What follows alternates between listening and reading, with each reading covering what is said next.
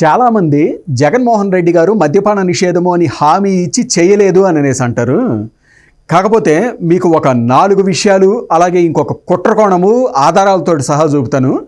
అప్పుడు క్లారిటీ వస్తుంది. అసలు జగన్మోహన్ రెడ్డి గారు చెయ్యాలి అనుకున్నది ఒకటి, ప్రజలకు చెప్పింది ఇంకొకటి, చివరికి వచ్చేసరికి తాను చెయ్యాలి అనుకున్నదే చేశారు అని అనేసి. మీకు ఆ కుట్రకోణం అనేది చూసే ముందు అసలు ఫస్ట్ ఈయన మాట్లాడిన మాటలు ఒకసారి చూడండి. జగన్మోహన్ రెడ్డి గారు మాట్లాడినవి. పర్వాలేదు, కానీ మిగిలిన చోట ఎక్కడా కూడా మద్యాన్ని పూర్తిగా లేకుండా చేసేస్తామని చెప్పి గట్టిగా చెప్తా ఉన్నాం.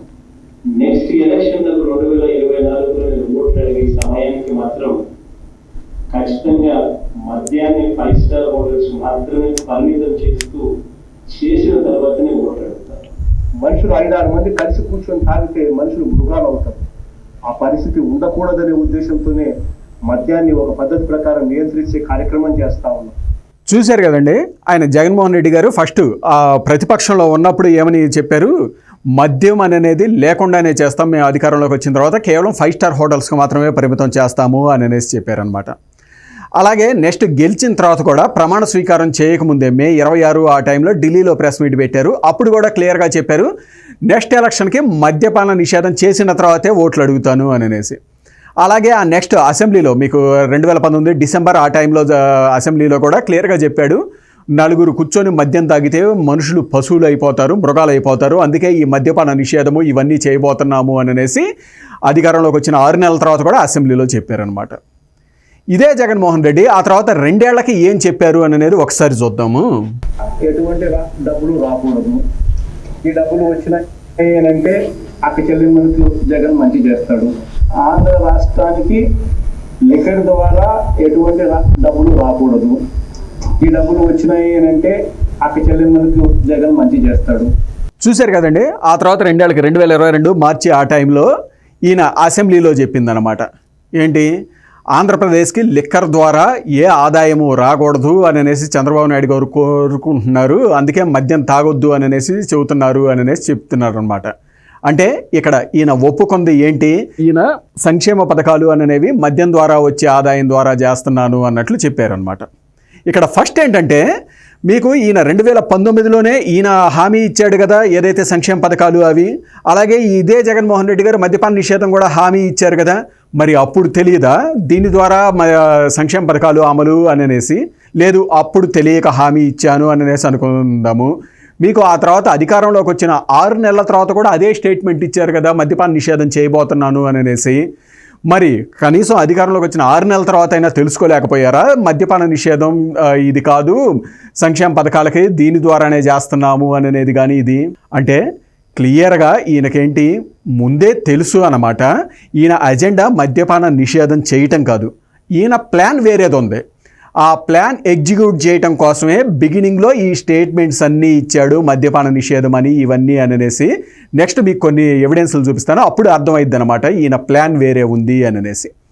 అలాగే ఈయన ఫస్ట్ మామూలుగా ఆ కుట్రకోణం అనేది తీసి పక్కన పెడితే అది తర్వాత చూద్దాం. ఈయన ఉండేసి ఫస్ట్ అబద్ధం చెప్పినట్టు, తప్పుడు మాట చెప్పినట్లు అని అనేసి ఒకటి.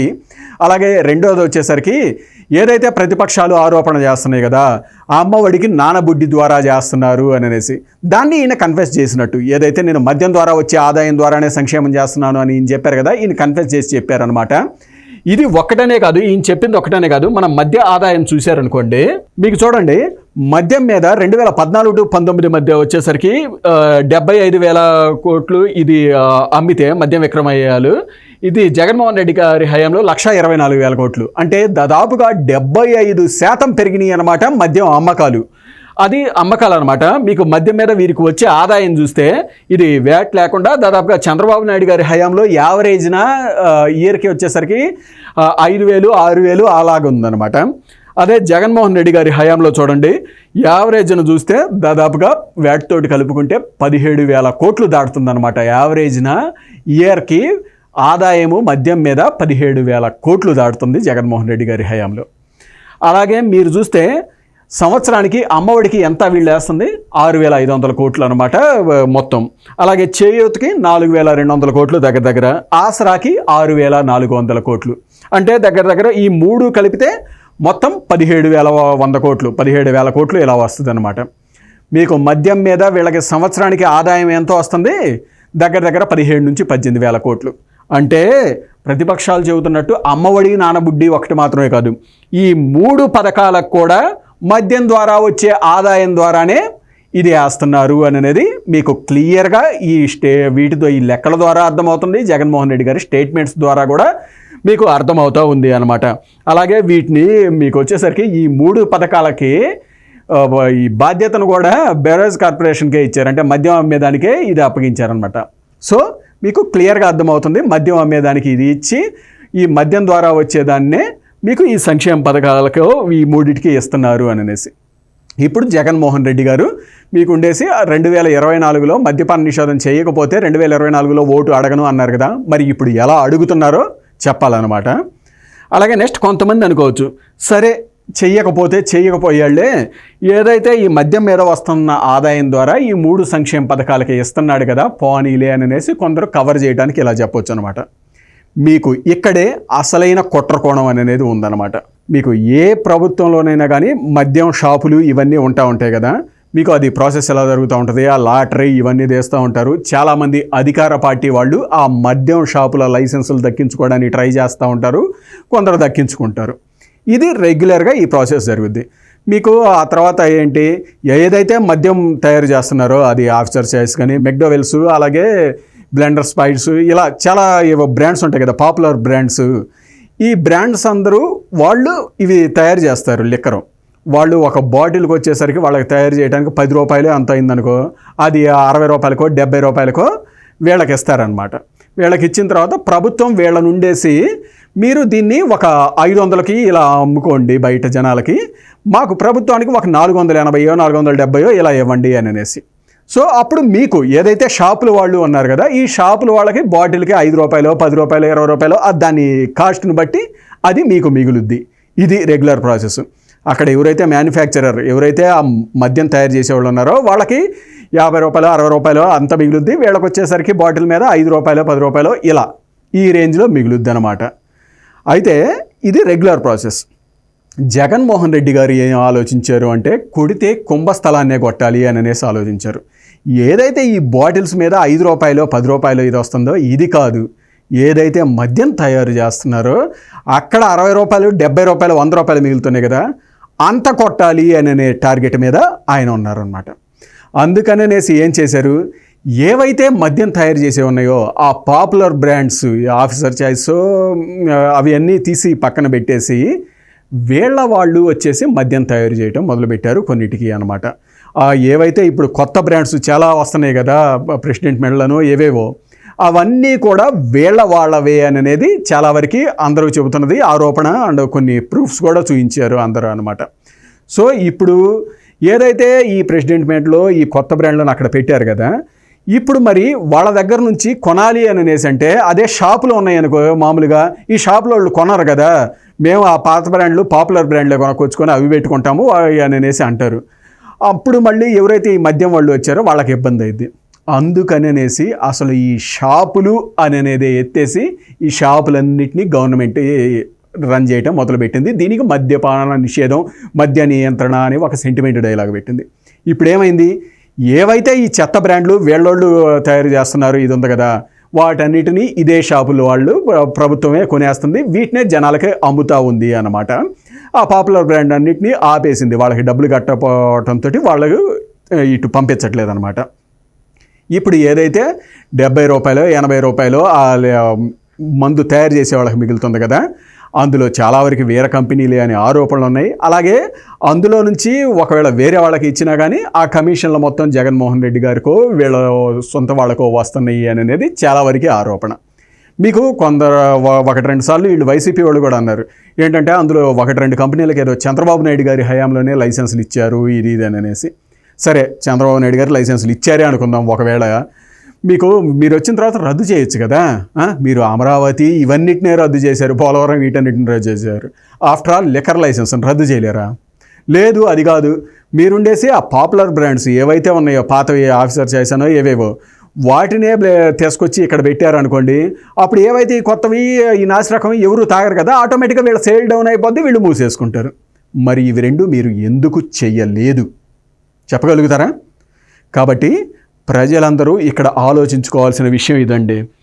ఏదైతే మద్యం మీద ఇది వస్తుందో దీని ద్వారా సంక్షేమం అని మాత్రమే కాదు, ఏదైతే వీళ్ళు ఈ హానికర రసాయనాలు లేకపోతే ఇవి ఉన్నాయి అని అనేసి చాలా రిపోర్ట్స్ ఇవి చెబుతున్నారు, చాలామంది చెబుతూ ఉన్నారు కదా, ఇటువంటి వాటిని తనకి సొంతంగా ఎక్కువ లాభం కోసం, అది ప్రభుత్వానికి కాదు, సొంతంగా ఎక్కువ లాభం రావటం కోసమే ఆయన వాటన్నిటినీ అలౌ చేసేసి ఇలా చేస్తున్నారు. ప్రజల ఆరోగ్యాలని వీటిని పణంగా పెట్టేసి మరి ఈ రాక్షస క్రీడ అనేది ఈయన మొదలు పెట్టారు అనేది మనకి క్లియర్గా కనపడతా ఉంటుంది. చాలామంది అనుమానం కూడా అనమాట.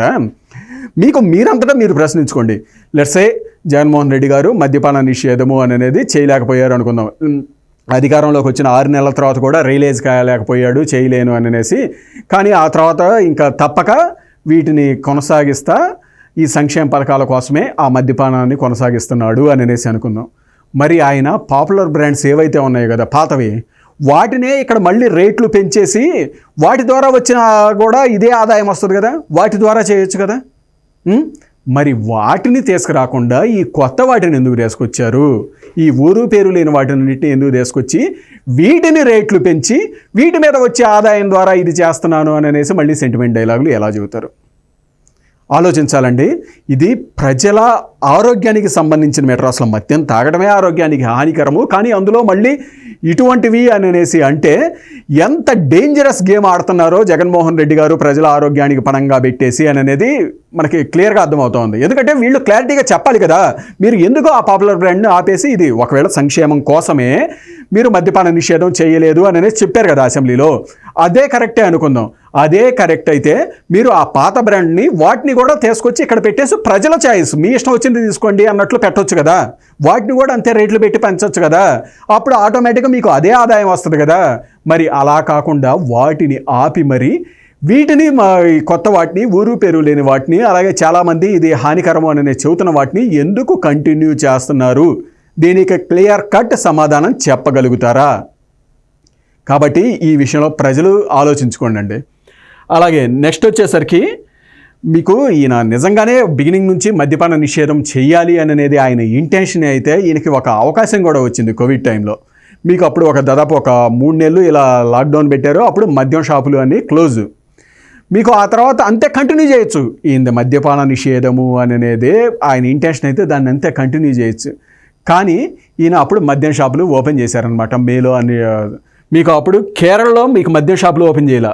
కేరళలో చూడండి, అదే డేట్లో కేరళలో ఓపెన్ చేయాల, కానీ ఆంధ్రప్రదేశ్లో ఓపెన్ చేశారు. మరి మద్యపాన నిషేధం హామీ ఇచ్చారు కదా, మీరు కంటిన్యూస్గా అంతే దాన్ని లాక్డౌన్లో అంతే ఉంచాల్సింది కదా, కొనసాగించాల్సింది కదా. ఇలానే ఇంక జనాలు అలవాటు పడిపోయారు అనే ఉద్దేశంతో. కానీ అలా చేయకుండా ఆఖరికి కేరళ లాంటి రాష్ట్రాలు కాదు మేము ఇంకొన్నాళ్ళు మద్యపానం షాపులు అనేవి తెరవము అనేసి చెప్పినా కానీ మన ఆంధ్రప్రదేశ్లో మాత్రం తెరిచారు.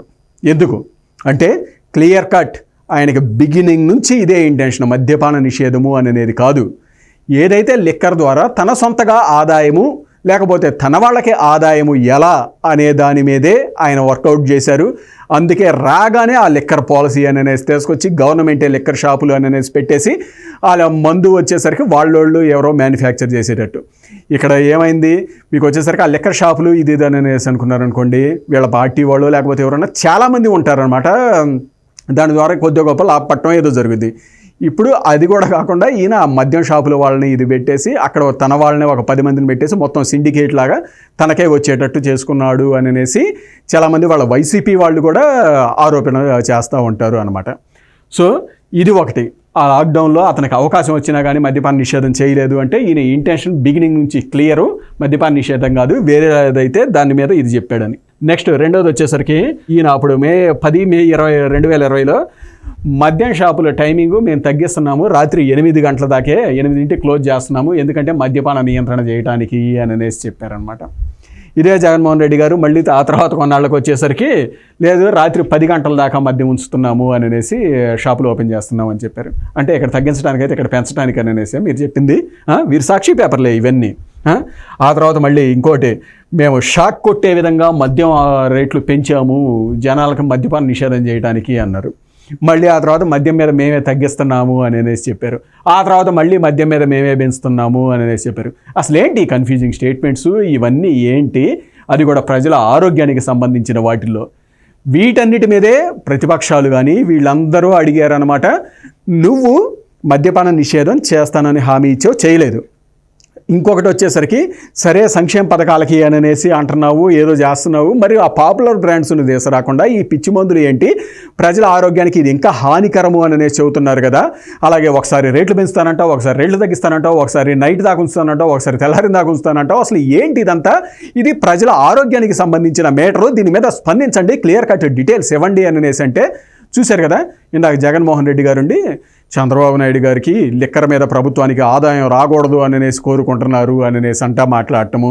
ఇదిగో ఇంకా వారి పార్టీ వాళ్ళ నోటికైతే అదుపు ఉండదు. ఈ విజయసాయి రెడ్డి ఉండేసి పురంధేశ్వరి గారిని, పురంధేశ్వరి మీరు ఏమైనా మద్యం తాగుతారేమో నేను తాగను అని అనేసి అంటారు. ఇవే సమాధానాలు చెప్పాల్సింది ప్రజల ఆరోగ్యానికి సంబంధించి. ఈ విజయసాయి రెడ్డి గారు ఇలా మాట్లాడారు ఒక మహిళ గురించి. ఇదే మాట తిరిగి అనలేరా అండి ఎవరైనా కానీ? ఒకసారి బొత్స సత్యనారాయణ గారే అన్నారు. ఏంటి, షర్మిల గారిని ఉద్దేశించి అన్నారు, షర్మిల అమ్మా నీకు మీ తండ్రి 365 రోజుల్లో ఏ రోజన్నా మద్యం తాగకుండా ఉన్నాడా, నీకు తెలియదా అని అనేసి అన్నాడు అనమాట. దాన్ని పట్టుకొని అందరూ మాట్లాడవచ్చు కదా.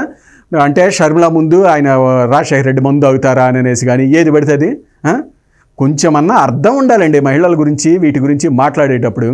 మీకు అదే బొత్స సత్యనారాయణని ఇప్పుడు వచ్చేసి నాకు తండ్రి లాంటి వారు అని అనేసి జగన్మోహన్ రెడ్డి గారే చెప్పుకున్నారు. కాబట్టి కొంచెం ప్రజల ఆరోగ్యానికి సంబంధించి సమాధానాలు ఇచ్చేటప్పుడు ప్రాపర్గా సమాధానాలు ఇవ్వండి. లేదంటే ఇలాంటి భయాలు, ఆందోళనలు, అనుమానాలు అనేవి కలుగుతూ ఉంటాయి. కాబట్టి ప్రజలందరికీ క్లియర్గా అర్థమైంది కదండి. అదేంటంటే మద్యపాన నిషేధము అని హామీ ఇచ్చి అది హామీ అమలు చేయకపోవటం ఒక్కటే కాదు, అసలైన మేటరు ఏంటి అంటే వీరు ఆ మద్యం షాపులు అనే మద్యం తయారీ అనేది వీళ్ళ వాళ్ళకి ఇచ్చి దాని ద్వారా ఆదాయాన్ని వీరు మళ్లించుకోవడానికి ఇదంతా చేశారు అనేది చాలామంది అనుమానాలు. ఇవన్నీ చూస్తున్నా కూడా అందరికీ అదే అనిపిస్తూ ఉంటుంది అనమాట.